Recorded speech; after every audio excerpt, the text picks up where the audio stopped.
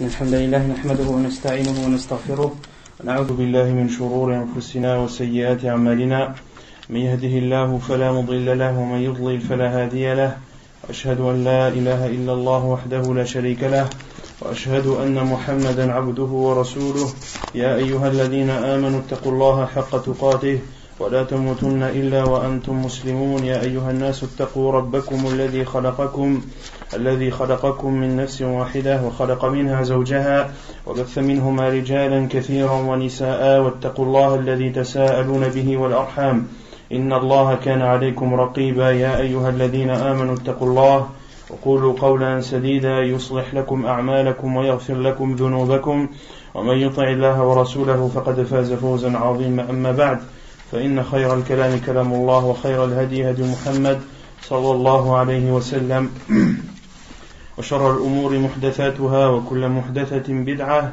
وكل بدعة ضلالة وكل ضلالة في النار أما بعد. Donc nous continuons l'explication du livre Al-Wajiz fi fiqh as-sunnah wal kitab al-aziz. La semaine dernière on avait entamé le livre des ventes. Le terme vente qui signifie en arabe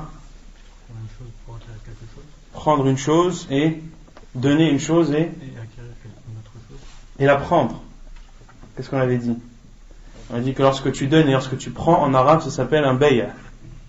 Même si ce que tu prends, tu ne le prends pas pour l'acquérir, même si on te le donne pour que tu le gardes uniquement.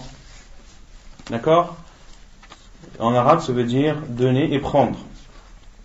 Et en islam, dans la religion, qu'est-ce que signifie vendre? Non? C'est donner un bien pour un bien. C'est donner un bien pour un bien. C'est l'istilah. Non, l'istilah. D'accord, c'est l'intention de garder. Je te donne un bien que tu possèdes. Que tu possèdes en fait. Mais comment est-ce qu'on avait défini la transaction de la vente en islam? Naam. Donner un bien. Naam. Donner un bien et recevoir un bien. Naam. Avec l'intention de garder ce bien. Naam. Et formalisant avec soit une parole ou un acte. Naam. Taïd. Ahsant. Donc, à la vente en islam, c'est donner quelque chose, donner un bien, en retour d'un autre bien, ou ça peut être de l'argent, d'accord, avec l'intention d'acquérir cette chose, et ceci doit être formalisé, soit par un acte, soit par une parole, ou soit par les deux. D'accord, donc de donner quelque chose et d'avoir une autre chose en retour, et celui qui reçoit prend cette chose avec l'intention de la garder. Elle sera à lui, elle lui appartiendra, et ceci en formalisant tout cela par la parole ou par l'acte. De dire je te vends, et l'acheteur lui dit j'accepte ou j'achète, ou bien de donner le bien, que le vendeur donne le bien et que l'acheteur donne l'argent. Ceci est une formalisation par les actes. Ensuite, on avait parlé de la sagesse de la vente, et on avait dit que Allah subhanahu wa ta'ala l'avait légiféré, car la plupart du temps, les gens ont besoin de ce que les autres ont, et ceux qui ont en leur possession ces choses n'ont pas toujours la possibilité de l'offrir. Donc Allah azza wa jalla a légiféré la vente, qui permet d'acquérir les biens d'autrui de façon licite et de façon légiférée. Ensuite, on a parlé de l'autorisation, le fait que la vente est légiférée. Quelle est la preuve dans le Coran?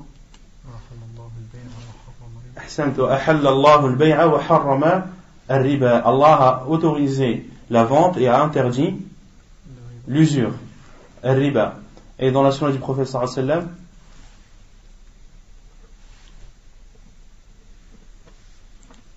tout le monde a oublié?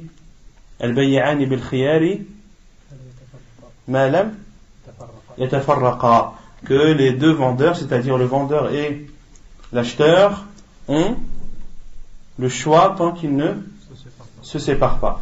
Donc ils ont le choix de vendre ou d'acheter. Donc ceci est une preuve dans la sunna du prophète sallallahu alayhi wa sallam qui prouve l'autorisation de cela, et il y a également l'unanimité des savants de l'islam sur l'autorisation de vendre. Ensuite, on a parlé des hadiths qui encouragent le musulman à subvenir lui-même à ses besoins et à travailler en conséquence. Et on avait cité le hadith du prophète sallallahu alayhi wa sallam que la meilleure chose que puisse manger un musulman, c'est ce qu'il mange de l'argent de ses mains. Donc c'est ce qu'il mange du travail de ses mains, de ce qu'il a pu payer suite au travail de ses mains. Et on avait, le prophète sallallahu alayhi wa sallam a dit wa kana Daoud ya'kulu min amali yadihi, que Daoud alayhi salam mangeait du travail de ses mains, et on avait cité le hadith du prophète sallallahu alayhi wa sallam que le temps n'avait pas cité, que chaque prophète a été berger, et dans un autre hadith le prophète sallallahu alayhi wa sallam a été plus loin en disant que l'un d'entre vous prenne une corde, aille chercher des fagots de bois qu'il accroche à son dos et de les vendre aux gens est meilleur que de leur demander qu'ils donnent ou non. Donc le musulman doit faire en sorte et doit faire tout son possible pour subvenir lui-même à ses besoins et ne pas dépendre des autres, et de se suffire à lui-même à travers le travail qu'il peut accomplir. On avait aussi parlé de la richesse et qu'il n'y avait pas de mal à être riche pour le pieux, à condition d'être pieux, car celui qui n'est pas pieux et riche va faire beaucoup de désobéissance à Allah subhanahu wa ta'ala. Parmi ces désobéissances, on en avait cité 3. Déjà la première, avant de dépenser, avant de donner la zakat. Comment il acquérit déjà cet argent? S'il est pieux, s'il est riche mais n'est pas pieux, les sources de ses finances ou les sources de ses entrées ne seront pas licites. Et dès qu'il aura cet argent, il ne donnera pas le droit d'Allah qui est la zakat. Et quand on dit le droit d'Allah, c'est-à-dire, est-ce qu'Allah a besoin de cet argent? Non. Cet argent, la zakat, est une purification pour cet argent. Et cela va profiter aux musulmans qui doivent sortir la zakat. Quant à Allah subhanahu wa ta'ala, il n'a nul besoin ni de son argent, ni de sa zakat, car à la base, tout appartient à Allah subhanahu wa ta'ala. Al-malu, malullah. Al-malu, malullah. Tous les biens, tout l'argent appartient à Allah subhanahu wa ta'ala. Et ce que tu as en ta possession, c'est ce qu'Allah azza wa jal t'a permis d'avoir, et tu dois en faire la bonne utilisation selon les principes et selon les obligations, les ordres d'Allah subhanahu wa ta'ala. Et la troisième chose que va faire le riche qui n'est pas pieux, c'est de dépenser cet argent dans les choses illicites, de dépenser cet argent dans le haram.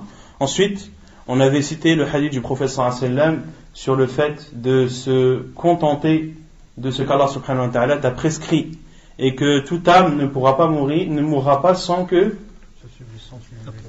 toute sa subsistance et que toute sa pourvoyance ne lui soit accordée. Et le prophète sallallahu alayhi wa sallam a dit à la fin du hadith: khudhu ma halla wa da'u ma hurim. Prenez ce qu'il y a de licite et délaissez ce qu'il y a d'interdit, c'est-à-dire dans les moyens que vous allez utiliser pour acquérir vos biens, comme l'a dit le prophète sallallahu alayhi wa sallam dans le même hadith: wa ajmilu fi talab. Ajmilu fi talab, c'est-à-dire prenez le chemin droit et le chemin licite dans les moyens que vous allez utiliser pour acquérir vos sources de revenus. Ensuite, on avait parlé de l'encouragement à être véridique et à ne pas mentir dans les transactions de vente ou d'achat. Et le prophète sallallahu alayhi wa sallam nous a ordonné d'être véridique et de ne pas cacher. D'être véridique et de montrer, d'être véridique et de montrer, c'est-à-dire d'être véridique dans la description de ce que l'on vend, et de montrer, c'est-à-dire les défauts de ce que l'on vend. Et le prophète sallallahu alayhi wa sallam nous a interdit de mentir et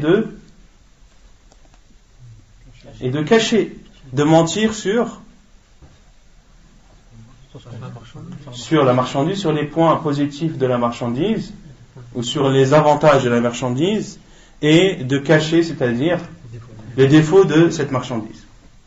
Et le prophète sallallahu alayhi wa sallam, dans un autre hadith, le hadith de Uqba ibn Amir, où le prophète sallallahu alayhi wa sallam a dit: il n'est autorisé à un musulman qui a vendu une chose à son frère qui comporte des défauts. Lorsque tu vends quelque chose à ton frère qui comporte un défaut, tu n'as d'autre choix que de dire à ton frère le défaut que comporte cette marchandise. Ensuite, on avait cité le hadith du prophète sallallahu alayhi wa sallam qui encourage à être souple dans la vente, à être souple dans l'achat avant. Rahimallahu imra'an sahlan fi bay'ihi wa shira'ihi wa iqtida'ihi. Qu'Allah fasse miséricorde à un homme qui est souple lorsqu'il vend, qui est souple lorsqu'il achète et qui est souple lorsqu'il demande le remboursement de ce qu'on lui doit. Souple, c'est-à-dire gentil, doux, qui n'est pas prise de tête, qui n'est pas vulgaire, qui n'est pas dur, qui n'est pas malpoli, mais qui fait tout cela, c'est-à-dire de vendre, d'acheter et de demander le remboursement des dettes qu'on a vis-à-vis de lui, tout ceci de le faire de la meilleure des façons. Et ensuite on avait terminé par citer le hadith du prophète sallallahu alayhi wa sallam où il encourage à quoi? Naam? À être indulgent, ahsant, vis-à-vis de la personne qui donne au rembourser mais qui est en difficulté. Le prophète sallallahu alayhi wa sallam nous a cité la parole ou le fait qui est arrivé à un commerçant qui disait à ses enfants: lorsque un tel vient et que vous lui demandez le remboursement, pardonnez-lui, en espérant qu'Allah subhanahu wa ta'ala nous pardonne. Et le prophète sallallahu alayhi wa sallam a dit: fatajawazallahu anhu, et Allah azza wa jal lui a pardonné et a été doux envers cette personne, envers ce commerçant. Taïb. Une chose qu'on avait oublié de citer la semaine dernière et qu'on n'avait pas cité l'auteur, ce sont les conditions de la vente. Ce sont des conditions qui sont importantes et que tout commerçant doit connaître. Et ces conditions, je les ai prises de la parole elles sont issues de la parole de Cheikh Ibn Uthaymin rahimahullah ta'ala. Donc les conditions de la vente sont au nombre de 7. Les conditions de la vente sont au nombre de 7. Ash-shartul awwal at-taradi. La première condition dans la vente, c'est le consentement mutuel à la fois du vendeur et à la fois de l'acheteur. Et la parole, la preuve dans le Coran est la parole d'Allah subhanahu wa ta'ala lorsqu'il dit: Ya ayyuhalladhina amanu la ta'kulu amwalakum baynakum bil batil illa an takuna tijaratan an taradin minkum. Ô vous qui avez cru, la ta'kulu amwalakum baynakum bil batil. Ne mangez pas ou n'utilisez pas les biens entre vous dans le mal et de façon injuste. Illa an takuna tijaratan an taradin minkum. Mais procédez à une vente par consentement mutuel entre vous. Mais procédez à une vente par consentement mutuel entre vous. Ne vous volez pas les uns les autres, ne prenez pas le bien des autres illégalement, mais passez par une vente qui doit comprendre un consentement mutuel à la fois du vendeur et à la fois de l'acheteur. Et il y a un hadith du prophète sallallahu alayhi wa sallam rapporté par Ibn Majah et un hadith authentifié par Cheikh Al-Albani rahimahullah où le prophète sallallahu alayhi wa sallam a dit: innamal bay'u an tarad. Innamal bay'u an tarad, que la vente se fait par consentement. La vente se fait par consentement. Donc si l'une des deux parties, ou si l'un des vendeurs ou de l'acheteur n'est pas d'accord pour vendre ou pour acheter, la vente ne peut pas être conclue. La vente ne peut pas être conclue, et même si elle est conclue, elle est considérée comme nulle, comme batila. Le deuxième shart, an yakuna al-aqidu jaiz at-tasarruf. La deuxième condition, c'est que celui qui vend ou qui achète doit faire partie des gens qui en ont le droit. Doit faire partie des gens qui en ont le droit ou qui en ont la possibilité ou la capacité. Et en avoir le droit ou la possibilité, c'est-à-dire d'être pubère, an yakuna balighan, d'être an yakuna aqilan, d'avoir la raison, wa an yakuna rashidan, d'être sensé. Le vendeur ou l'acheteur doit être pubère, il doit être majeur. Et la majorité en islam, soit elle apparaît par les signes qui sont les poils du pubis, ou la moustache, ou le fait d'éjaculer. Et si aucun de ces signes n'apparaît, alors la limite de la majorité est l'âge de 15 ans. Est-ce qu'il est autorisé d'acheter une chose à un enfant qui n'est pas pubère? Selon la condition qu'on a dit. On a dit que la condition c'était, la deuxième condition, c'est que la personne fasse partie des gens qui ont le droit de vendre ou d'acheter. Est-ce qu'il est autorisé à un enfant de vendre ou d'acheter? Non. Sauf avec l'accord de son tuteur. Donc, sauf avec l'accord de son tuteur. Si le tuteur donne son accord pour que son enfant vende ou achète, eh bien, il est autorisé de vendre, il est autorisé à cet enfant de vendre et il est autorisé à autrui d'acheter cette chose. Pourquoi est-ce que l'islam nous demande cela? Car l'enfant qui n'est pas pubère, en général, n'est pas vif, il n'a pas sa raison totale. Et le fait d'autoriser à acheter auprès d'un enfant qui n'est pas pubère, cet enfant peut vendre tout et n'importe quoi à n'importe quel prix. Il peut vendre la voiture de son père à 100 €. D'accord?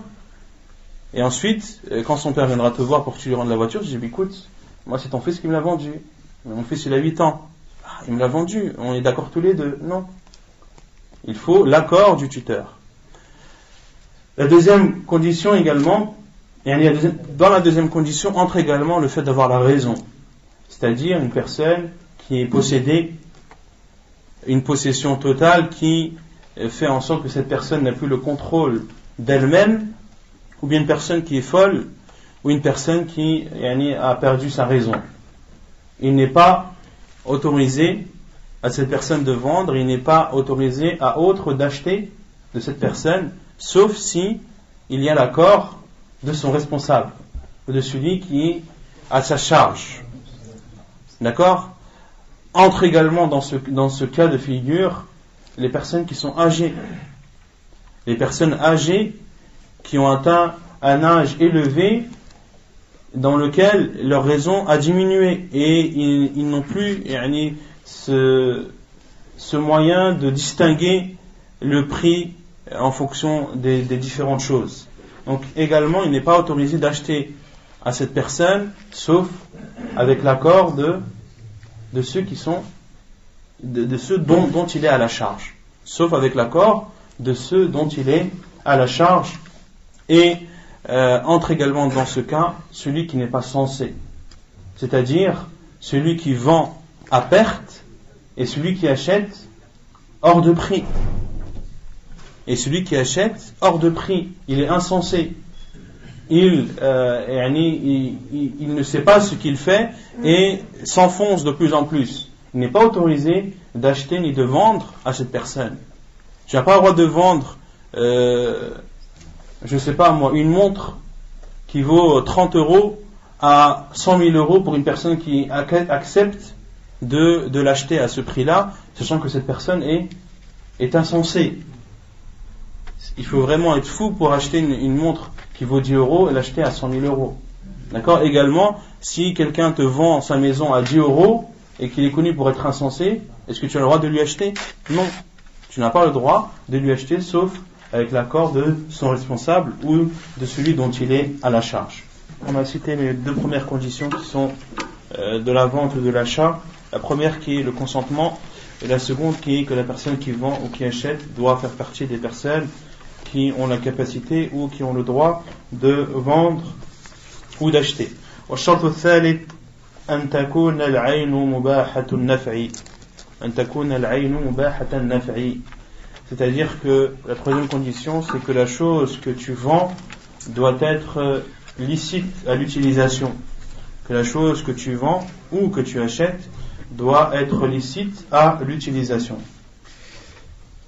Et je pense que la preuve de cela est claire et évidente. الشرط الرابع أن يكون من المالك أو من يقوم مقامه. Quatrième condition pour la vente, c'est que la vente doit émaner de celui qui possède ou bien de celui qui l'a légué.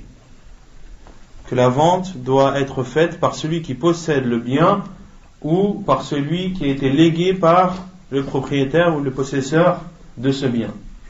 Donc tu n'as pas le droit de vendre quelque chose qui ne t'appartient pas si tu n'as pas l'autorisation de son propriétaire et de son possesseur. Et la vente qui est conclue dans ce cas-là, dans le cas où tu vends ce qui ne t'appartient pas sans son autorisation, la vente elle est batila, elle est nulle. الشرط الخامس أن يكون مقدورا على تسليمه. La cinquième condition, c'est que la chose que tu vends, que tu as la possibilité de la donner. Tu n'as pas le droit de vendre. Les savants donnent ici l'exemple de Ash-Sharid. Ash-Sharid, c'est le chameau ou la chamelle qui s'est sauvée. Tu n'as pas le droit de vendre ta chamelle qui s'est sauvée, car tu ne l'as pas en ta possession. Et tu n'es pas sûr de la retrouver.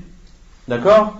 Et si tu conclus cette vente, déjà tu vas la vendre à bas prix, et celui qui va accepter au final, une des deux personnes sera lésée. Soit le vendeur parce qu'il aura vendu à bas prix quelque chose qui en vaut beaucoup plus, si elle a été retrouvée, et si la chamelle n'a pas été retrouvée, qui sera lésé? L'acheteur, car il aura donné de l'argent pour quelque chose qu'il n'aura jamais eu. C'est comme une chose gagée. Comment? C'est comme une chose gagée. Non, ici, les savants disent c'est interdit parce que tu n'as pas la possibilité, tu n'as pas la garantie de l'avoir en ta possession. D'accord? Et il y a des hadiths de ce sujet. Naha an bay'i ma la yudman. Il est interdit de vendre ce que tu n'es pas sûr d'avoir, ce que tu ne certifies pas avoir en ta possession. والشرط السادس أن يكون معلوما برؤية أو صفة. La sixième condition, c'est que cette chose que tu vends doit être connue. Elle doit être connue. Soit la personne sait ce qu'elle achète, ou soit le vendeur montre cette chose en la décrivant, ou bien en la montrant. Il n'est pas obligatoire de voir la chose que tu achètes. Mais si on te la décrit de façon précise et une description qui te suffit à avoir une image ou à avoir une idée précise de ce que tu vas acheter, alors il est autorisé dans ce cas de vendre. Mais tu n'as pas le droit de vendre une chose qu'on ne t'a ni décrite et que tu n'as pas vue. D'accord? والشرط السابع أن يكون الثمن معلوما. Et la septième condition, c'est que le prix soit fixé. Tu n'as pas le droit de te mettre d'accord sur une vente. Ok, je te vends telle chose, je te vends telle voiture, tel modèle, telle année. T'acceptes? Oui. Ok, la vente elle est conclue. Et au moment de l'achat, je te la vends 20 000 euros. Là, la vente elle est nulle. Pourquoi? Car le prix n'a pas été fixé auparavant. Donc ce sont les 7 conditions de validité d'une vente. Non? C'est parmi la vente aux enchères. On va en parler, Inch'Allah. Mais la vente aux enchères, elle est autorisée. Elle est autorisée à condition qu'il n'y ait pas de triche et d'escroquerie. Non. Donc les 7 conditions, la première c'est le consentement. La seconde c'est que la vente doit être faite d'une personne qui en a la capacité et qui en a le droit. La troisième condition qui est le fait que cette chose doit être licite. Ce que tu vends doit être licite. La quatrième chose, c'est que la vente doit émaner ou doit provenir du propriétaire ou de celui qui l'a légué. La cinquième, c'est que la chose que tu vends, tu aies la possibilité de la livrer et de la donner à son acheteur. La sixième condition, c'est que cette chose doit être définie, soit décrite, soit vue. La chose que tu vends doit être soit décrite ou soit vue. Et la septième condition, c'est que le prix doit être fixé auparavant. Donc on continue la lecture du livre Al-Wajiz. يقول المؤلف النهي عن الغش عن أبي هريرة قال مر رسول الله صلى الله عليه وسلم برجل يبيع طعاما فأدخل يده فيه فإذا هو مغشوش فقال رسول الله صلى الله عليه وسلم ليس منا من غش حديث صحيح رواه ابن ماجه وأبو داود والترمذي ومسلم. Le chapitre de l'interdiction de tricher, de l'interdiction de la tricherie. Selon Abu Huraira radiyallahu anhu, il dit, le prophète sallallahu alayhi wa sallam est passé à proximité d'un homme qui vendait de la nourriture. Et le prophète sallallahu alayhi wa sallam a entré sa main dans cette nourriture et a vu que c'était une chose trompée ou que le vendeur dupait les gens à travers cette nourriture. فقال رسول الله صلى الله عليه وسلم, et le prophète صلى الله عليه وسلم a dit ليس منا, ne fait pas partie de nous celui qui triche. Donc ce hadith était rapporté par At-Tirmidhi, Ibn Majah, Abu Daoud et Muslim, et dans une version d'Abu Daoud il y a beaucoup plus de détails sur ce fait qui est arrivé au prophète sallallahu alayhi wa sallam. Dans la version d'Abu Daoud, le prophète sallallahu alayhi wa sallam est passé à proximité d'un homme. Les versions elles donnent plus elles ne sont pas contradictoires, mais les versions les unes des autres apportent un plus d'informations.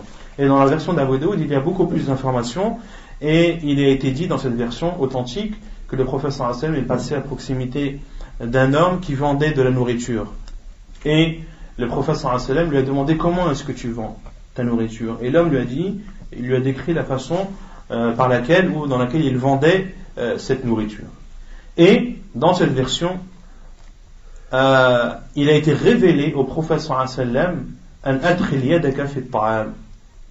Il a été révélé au prophète sallallahu alayhi wa sallam d'entrer entre ta main dans cette nourriture. Et le prophète sallallahu alayhi wa sallam a entré sa main dans cette nourriture et a vu que le dessous était humide. Le dessous était humide. Et le prophète sallallahu alayhi wa sallam lui a dit, qu'est-ce que ceci? Et l'homme a répondu, c'est l'eau de la pluie. Et le prophète sallallahu alayhi wa sallam lui a dit, pourquoi ne l'as-tu pas placé en haut?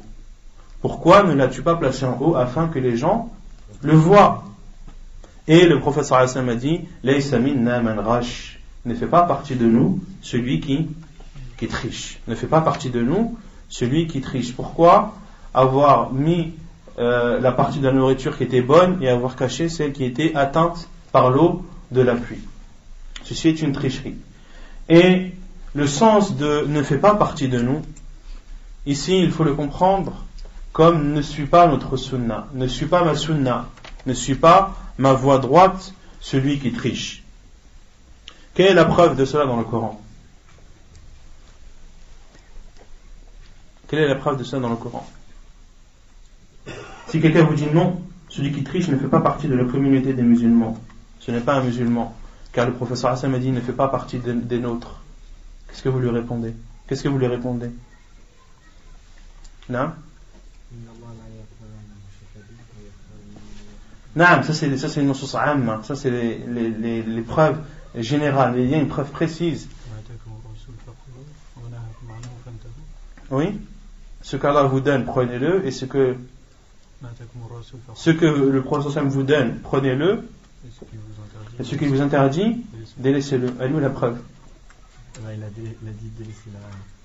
Non, mais ici, dans le hadith, il est dit celui qui triche ne fait pas partie des miens, ne fait pas partie des nôtres. La preuve, c'est la parole où Allah Azza wa Jal dit, en parlant de son prophète sallallahu alayhi wa sallam, فَمَنْ تَبِعَنِي فَإِنَّهُ مِنِّي فَمَنْ تَبِعَنِي فَإِنَّهُ مِنِّي. Celui qui me suit fait partie des miens. وَمَنْ عَصَانِي فَإِنَّكَ غَفُورٌ رَحِيمٌ. Et ceux qui me désobéissent, tu es pardonneur et miséricordieux.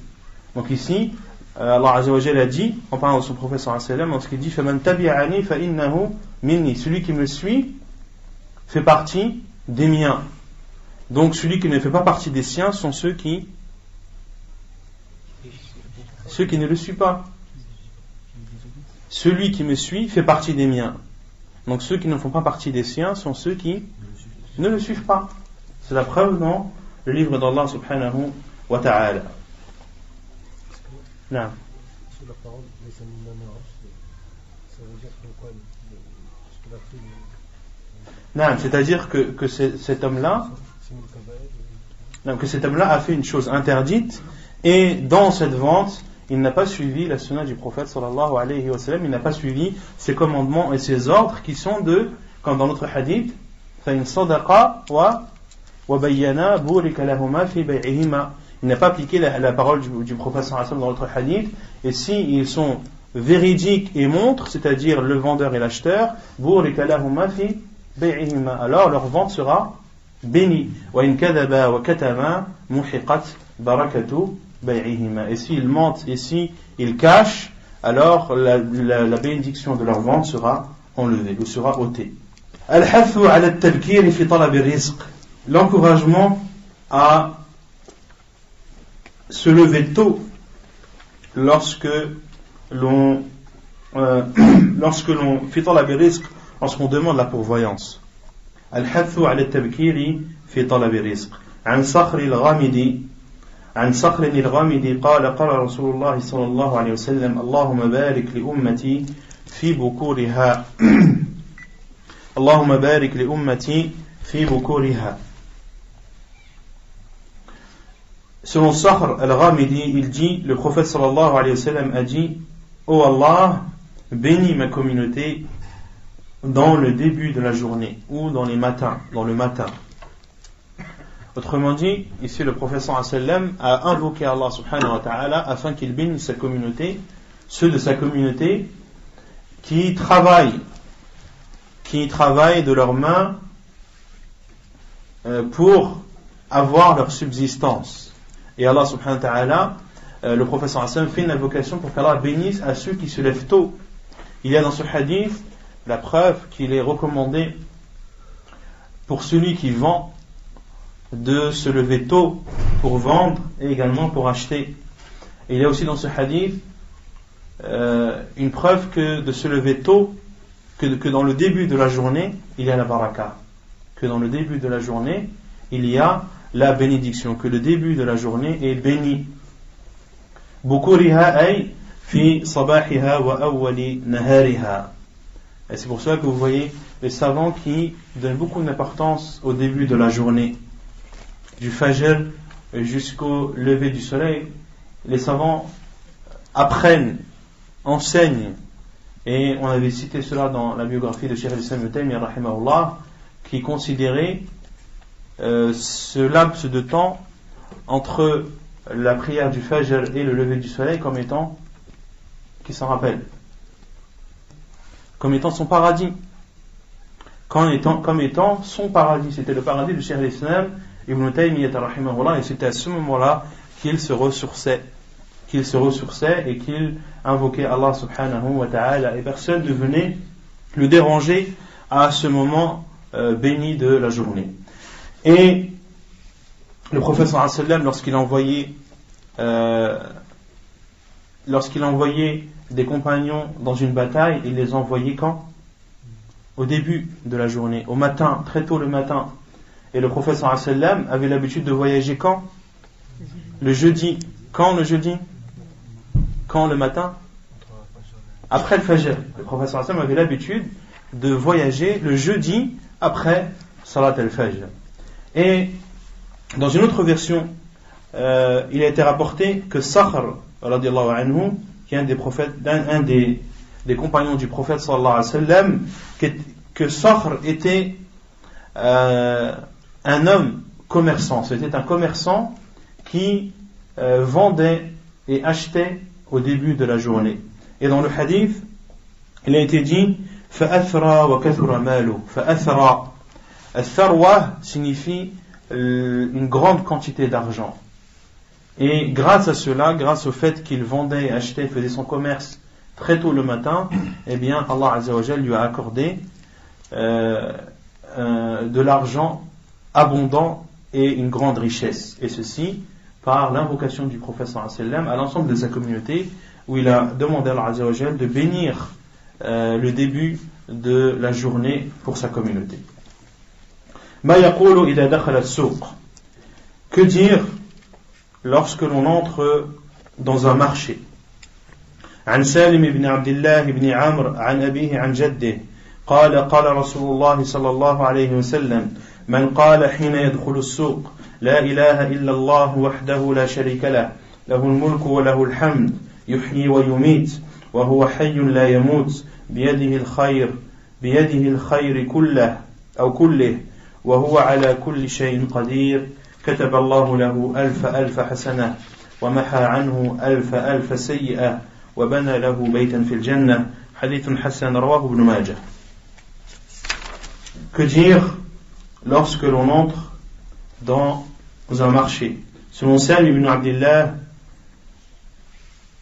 ibn Umar, selon son père, selon son grand-père, il rapporte et dit que le prophète sallallahu alayhi wa sallam a dit: celui qui dit lorsqu'il entre dans un marché La ilaha illallah wahdahu la sharika lah, il n'y a de vraie divinité qui ne mérite d'être adorée qu'Allah, sans ne rien de lui associer.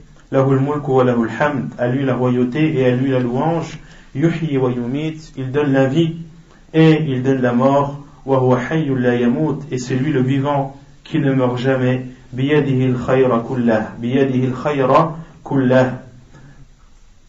Entre ses mains, il y a le bien, tout le bien.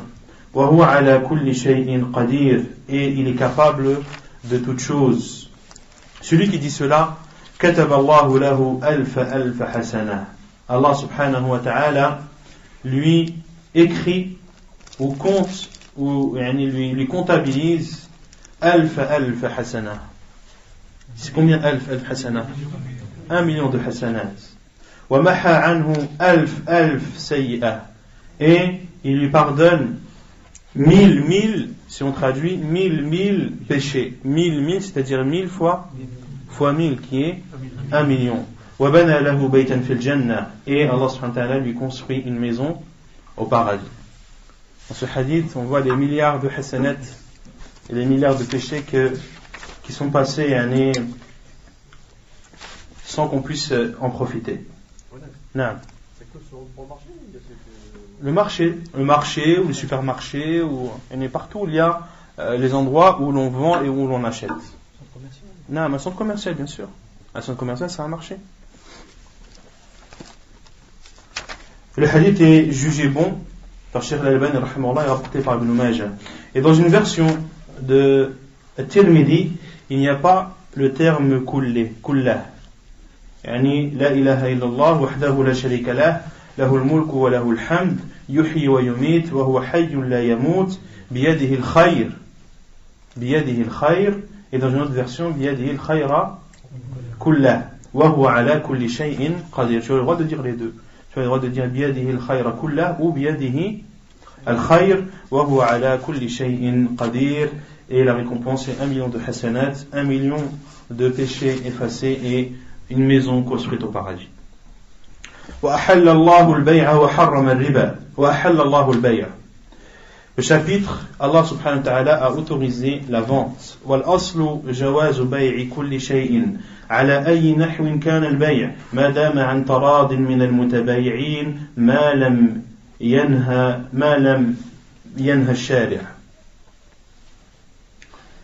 la base, c'est l'autorisation de vendre toute chose, quelle que soit la vente, tant qu'il y a le consentement entre le vendeur et l'acheteur, tant que l'islam ne l'interdit pas, tant que l'islam ne vient pas interdire.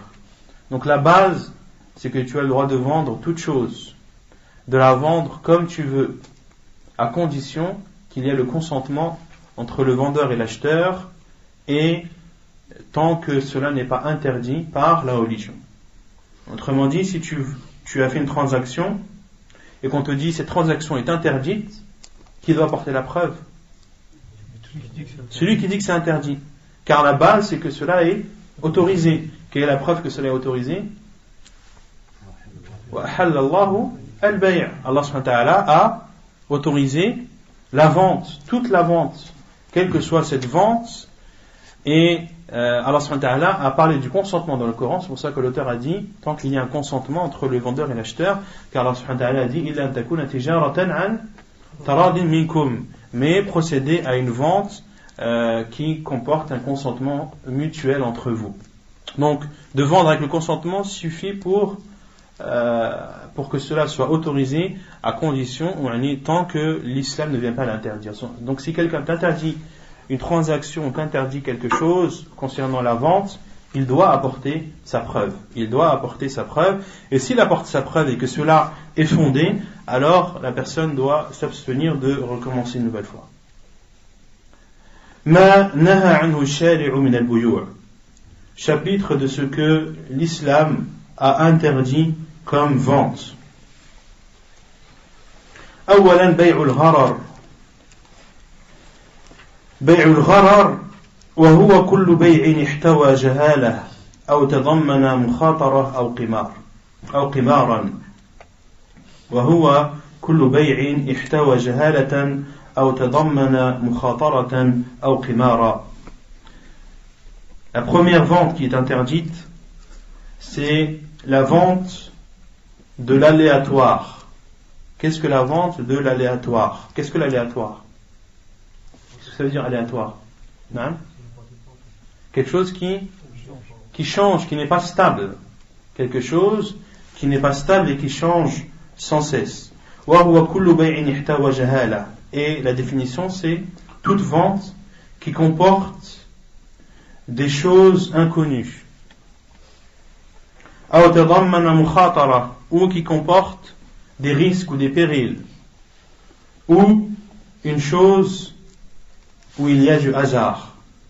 Une chose où il y a du hasard. La bourse, c'est ça? Non? La bourse. On va en parler, Inch'Allah. La bourse, ça rentre pas dans ça. La bourse ne rentre pas car c'est un investissement que tu fais. C'est un investissement que tu fais. T'achètes des actions. Non? T'achètes des actions. Et les savants disent que pour la bourse, pour acheter des actions en bourse, la condition est que tu sois actionnaire d'une entreprise qui travaille dans le licite, qui vend des choses licites. D'accord? Si tu es actionnaire d'une société dont la fonction est licite, eh bien tu as le droit d'être actionnaire, et le fait d'être actionnaire, c'est un investissement que tu fais. Tu peux perdre comme tu peux gagner. Comme quand tu vends, tu achètes une marchandise, est-ce que tu es sûr de la vendre? Est-ce que tu es sûr, même si tu es sûr de la vendre, est-ce que tu es sûr de la vendre au prix que tu veux? Non. C'est pas ça l'aléatoire? Non, c'est pas ça l'aléatoire. On va parler une chose de ce que c'est l'aléatoire. Kullu bay'in ihtawa jahalatan. Donc c'est toute vente qui comporte quelque chose d'inconnu, ou bien un risque, ou bien quelque chose où il y a du hasard. عن أبي هريرة قال نهى رسول الله صلى الله عليه وسلم عن بيع الحصاة وعن بيع الغرر. La preuve est le hadith d'Abu Huraira radiyallahu anhu qui dit le prophète sallallahu alayhi wa sallam a interdit la vente par la pierre ou la vente par les pierres, وعن بيع الغرر, et la vente de l'aléatoire, et la vente de l'aléatoire. Hadith sahih, hadith authentique rapporté par Muslim, At-Tirmidhi, Abu Dawud, Ibn Majah et An-Nasa'i. Le prophète sallallahu alayhi wa sallam a interdit de vendre par les pierres. Qu'est-ce que cela signifie de vendre par les pierres? Et ici on traduit littéralement Naha Rasulullah sallallahu alayhi wa sallam an bay'il hasa. Il a interdit de vendre les pierres. Il ne faut pas comprendre ici bay'ul hasa ay lil hasa, mais al bay'u min al hasa. Et de vendre par les pierres, c'est-à-dire par exemple quelqu'un qui vient t'acheter une terre, tu as une terre à vendre, tu donnes une pierre à l'acheteur et tu dis prends la pierre, jette-la, et l'endroit où elle s'arrêtera, de l'endroit où on est jusqu'à l'endroit où elle s'arrêtera, ce sera ce que je te vendrai à tel prix. Ce sera la part de ma terre que je te vendrai et à tel prix. D'accord? Ici, cette vente est interdite. Pourquoi? Car c'est une vente de l'aléatoire. C'est-à-dire de l'aléatoire. Est-ce que la surface de la terre est définie ou pas?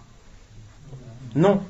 Alors qu'ils se sont mis d'accord, par exemple, tu la jettes, l'endroit où elle s'arrêtera, où elle tombera, de l'endroit où on est jusqu'à l'endroit où elle tombera, je te vendrai cette terre pour 100 000 euros. L'acheteur prend la pierre et il rate son lancer. D'accord? Et la pierre elle tombe à 2 mètres devant lui. Là, qui va regretter? C'est l'acheteur. Ou bien, l'acheteur prend la pierre et la lance, et masha'Allah, c'était quelqu'un de très fort, un professionnel du lancer, il lance la pierre à 250 mètres. Qui va regretter? Le vendeur. Donc cette vente est interdite, pourquoi? Car elle comporte de l'aléatoire. Elle comporte quelque chose qui n'est pas défini, parce que est-ce que la distance a été définie avant? Non. Donc là, ça comprend quelque chose qui n'est pas connu. Ou bien il y a un risque, ou un péril, un risque que le lancer ne soit pas fait comme prévu, ou qu'il soit fait mieux que prévu. D'accord? Et le professeur Sam a interdit également la vente de l'aléatoire. Et ici, la vente par les pierres entre dans la vente de l'aléatoire. D'accord? La vente de la pierre fait partie de la vente de l'aléatoire. Et la vente de l'aléatoire fait partie des chapitres les plus importants dans la vente. Et de ce hadith du professeur sallallahu alayhi wa sallam, Naha an bay'il gharar, en découle énormément de jugements. قال الإمام النووي رحمه الله في شرح مسلم وأما النهي عن بيع الغرر فهو أصل عظيم من أصول كتاب البيوع. Quant à l'interdiction de vendre l'aléatoire, ceci est une base importante des bases du livre des ventes. ولهذا قدمه مسلم ويدخل فيه مسائل كثيرة غير منحصرة. Et c'est pour cela que l'imam Muslim dans son Sahih a cité ce hadith en premier dans le livre des ventes. Et entre dans ce hadith beaucoup de situations qui ne peuvent pas être résumées ou qui ne peuvent pas être réunies par leur grande quantité. كبيع الآبق.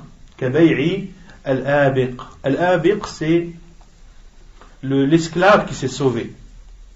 À l'époque, il vendait des esclaves entre eux, et Al-Abiq, c'est-à-dire l'esclave qui s'est sauvé, il était interdit pour son maître de le vendre. Pourquoi? Car il n'est pas sûr de le retrouver. Il n'est pas sûr de le retrouver. Wal-Ma'doum, il est interdit de vendre quelque chose d'inexistant. Il est interdit de vendre quelque chose d'inexistant. Wal-Majhoul, il est interdit de vendre quelque chose qui est inconnu. Il est interdit de vendre quelque chose qui est inconnu. D'accord? Ça peut être inconnu dans la description. Je te vends une voiture. Combien? 30 000 euros. Ok. Quelle voiture, quelle marque, quelle année, combien de kilomètres? C'est quelque chose d'inconnu. Ou bien que le vendeur dit je te vends telle chose et lui dit un nom qu'il ne connaît pas, que l'acheteur ne connaît pas. Il n'en a aucune idée de ce que c'est. Et il accepte la vente. Non. وَمَا لَا يُقْدَرُ عَلَى تَسْلِيمِهِ. Également, ce que tu ne peux pas donner, ce que tu ne peux pas livrer en tant que vendeur, tu n'as pas le droit de le vendre. Pourquoi? Car il y a un risque de ne pas pouvoir donner ce que tu as vendu. وما لا يتم ملك البائع عليه et وما لم يتم ملك البائع عليه et de vendre ce que tu ne possèdes pas. De vendre ce que tu ne possèdes pas, car il y a un risque que tu ne puisses pas récupérer cette chose. وبيع السمك في الماء الكثير, de vendre un poisson dans l'océan.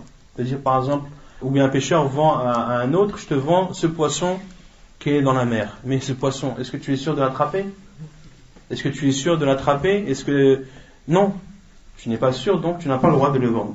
وَاللَّبَنُ فِي الضَّرْعِ. Également, il est interdit de vendre le lait dans la mamelle. Il est interdit de vendre le lait dans la mamelle, car tu n'es pas sûr que la mamelle va donner du lait. Et même si le lait sort, est-ce que tu es sûr que le lait sera celui que tu as vendu? Non. وَبَيْعِ الْحَمْلِ فِي الْغَطْنِ, de vendre voilà, par exemple, un veau qui un petit dans le ventre de sa mère. Tu n'as pas le droit de vendre, par exemple, un agneau qui n'est pas encore né. Car est-ce que tu es sûr qu'il va vivre? Est-ce que tu es sûr que cet agneau va être mis au monde vivant? Non, donc tu ne le vends pas. وبيع الصبرة مبهما. الصبرة هو الطعام المجتمع كالكومة أو كالكومة. الصبرة, c'est un tas de nourriture qui est empilé. Il y en a par exemple de vendre un tas de dattes. Un tas de dattes, par exemple. Tu n'as pas le droit de le vendre car il n'est pas défini. Je te vends le tas de dattes qui est ici. C'est un tas de dattes, combien de dattes il y a, est-ce que ces dattes pèsent, ou bien est-ce qu'elles peuvent être mesurées en sa' ou en moud, etc. Tu n'as pas le droit de vendre le tas comme ça sans donner plus de détails sur sa quantité. وبيع ثوب من الأثواب وشاة من شياه ونظائر ذلك, ou bien de vendre un vêtement parmi des vêtements ou une brebis parmi des brebis. Également, je n'ai pas le droit de vendre, je te vends tel vêtement parmi tous ces vêtements-là, ou je te vends telle brebis parmi toutes ces brebis. Non, dis je te vends tel vêtement qui a telle description, d'accord, avec telle taille et tel prix, mais tu ne dis pas je te vends tel vêtement sans donner plus de détails. Pareil pour la brebis, et tout ce qui est similaire.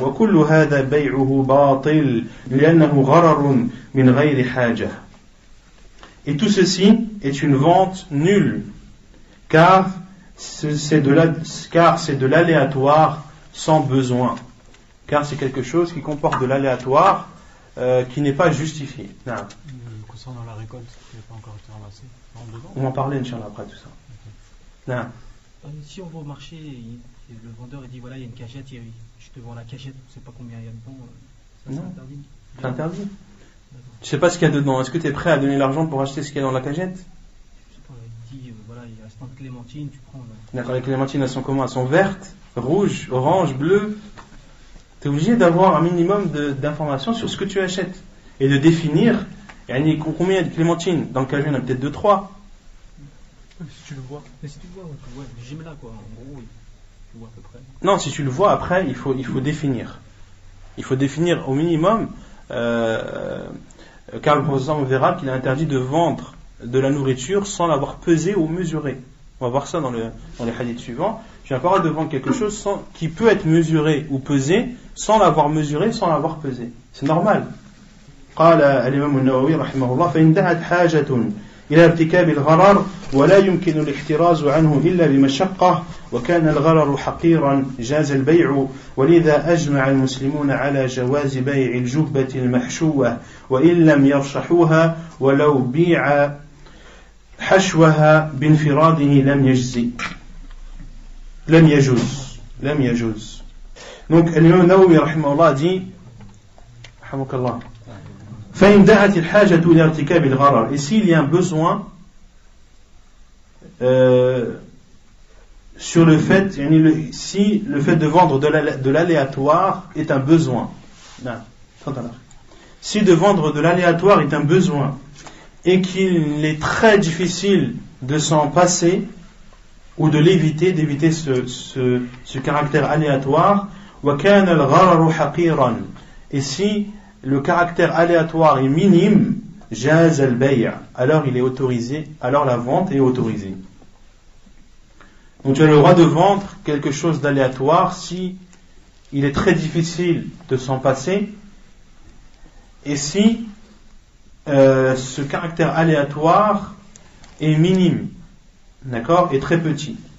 Walidha, c'est pour cela que les musulmans sont unanimes sur l'autorisation de vendre al-jubba al-mahshouwa wa illam yarshahuha. Al-jubba al-mahshouwa, qu'est-ce que c'est? Naam?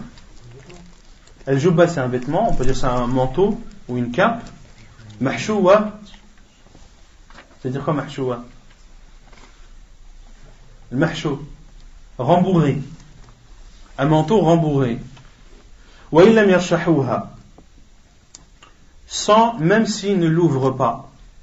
Même si il ne l'ouvre pas. C'est-à-dire même s'il n'ouvre pas le manteau. Autrement dit, tu vends le manteau avec son rembourrage. Est-ce que tu as connaissance de ce rembourrage? Est-ce que tu sais comment il est? Non. Il peut être bien fait comme il peut être mal fait. Il peut réchauffer comme il peut ne pas réchauffer.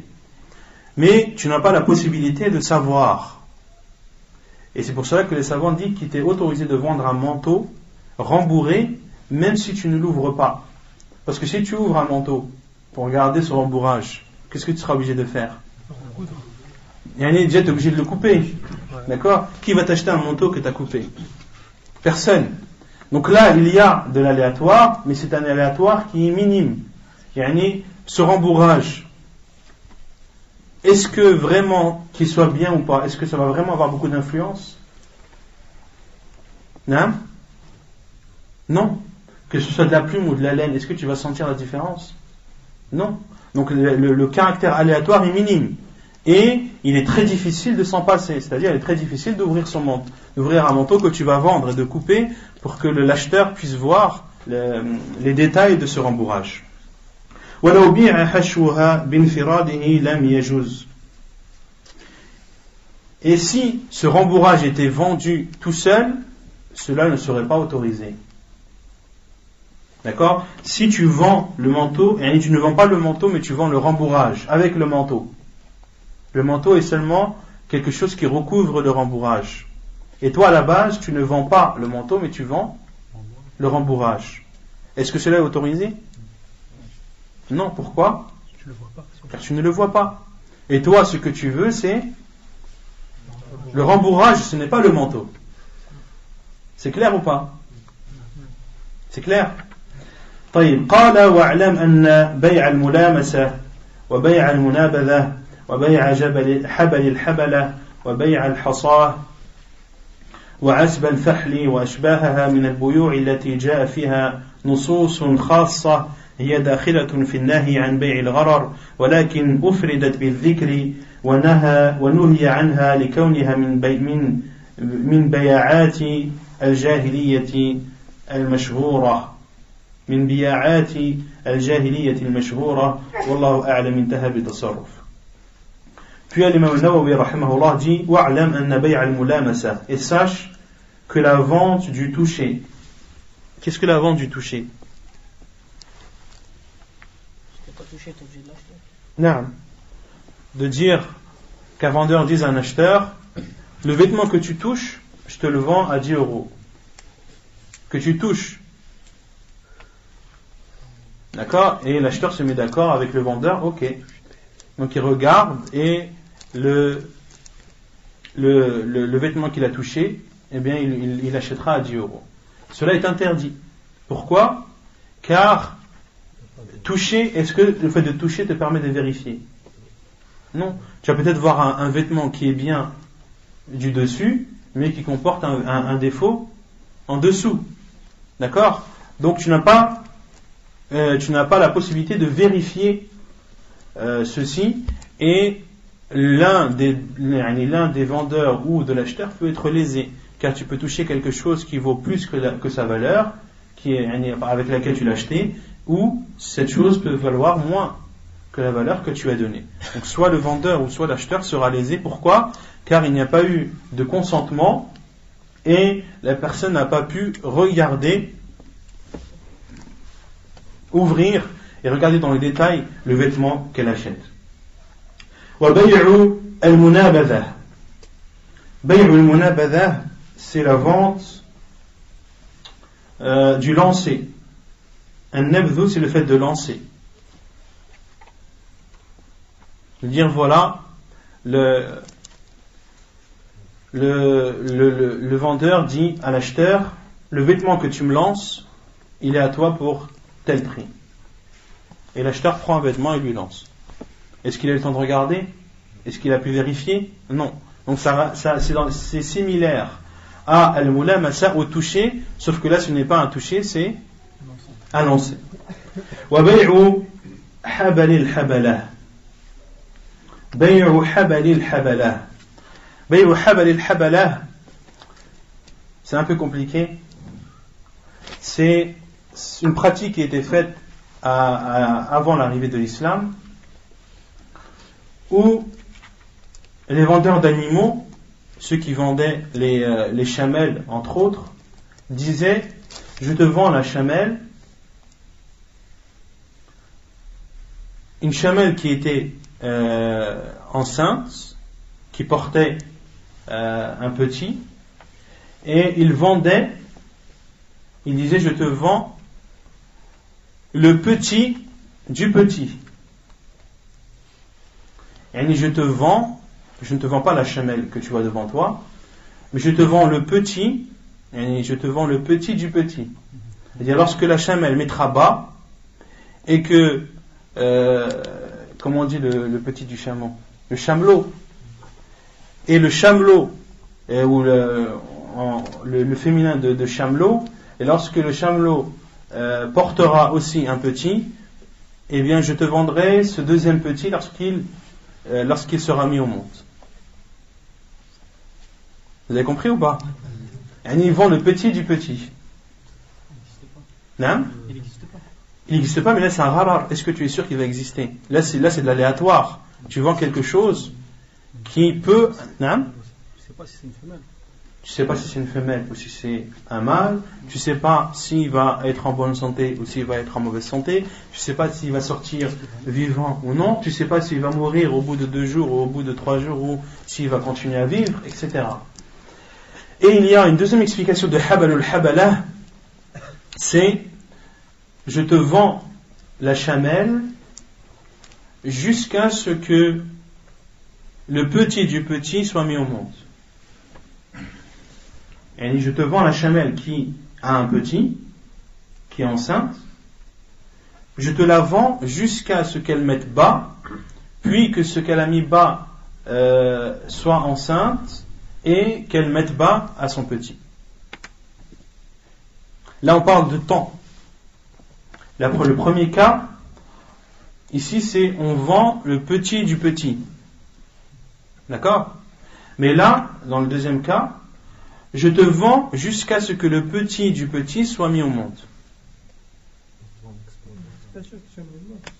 Non, déjà c'est pas sûr que soit mis au monde, mais là on vend pour une durée.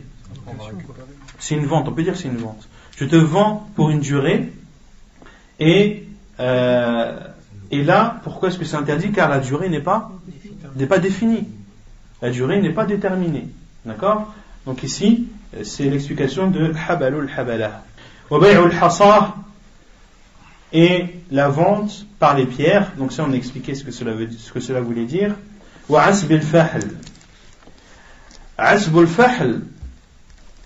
Al-fahl, c'est le mâle reproducteur. Al-fahl, c'est le mâle reproducteur. Wa asbul fahli, c'est soit le sperme de ce mâle reproducteur ou bien le fait qu'il monte la femelle. Et ce qui est interdit dans le chapitre de Asbul Fahl, c'est qu'il est interdit de vendre ou de louer un mâle reproducteur. Pourquoi? Car tu n'es pas sûr qu'il va monter la femelle. Et même s'il monte la femelle, est-ce que tu es sûr que de ceci, est-ce que la femelle va porter ou pas? Non. Donc, il est interdit de vendre ou de louer,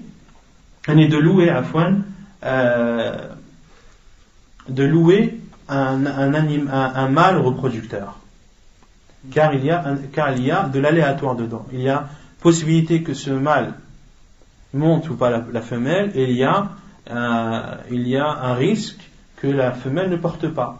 D'accord? Donc tu auras payé quelque chose qui au final n'a pas eu lieu. Si un berger ou un berger qui a un mâle reproducteur loue son mâle à un autre berger pour une durée de 2 jours, pour 150 €. Est-ce que celui qui a loué au bout de 2 jours sera sûr que sa femelle va porter? Non. Donc il y a de l'aléatoire, donc cela est interdit. Non. Est-ce que l'aléatoire, ça rentre dans le hasard ou pas? C'est quoi la différence? Et ça peut entrer dans le hasard, ou par exemple, les savants disent par exemple, il est interdit de vendre un oiseau dans les airs. Tu vois l'aigle là-bas, je te le vends. Est-ce que tu es sûr de l'attraper, l'aigle? Est-ce que tu vois? L'aigle peut s'enfuir. L'aigle, tu vois, c'est là où on parle de hasard. C'est quelque chose qui n'est pas défini, quelque chose qui n'est pas connu. Comme l'assurance. Non? Comme l'assurance vie. Ça rentre dans le hasard. Non, c'est ça le qimar. Quand on parle de qimar, c'est ça. C'est le fait de donner, et c'est pour ça que les assurances sont interdites en islam, c'est que tu donnes une somme et tu peux en avoir plus comme tu peux en avoir moins.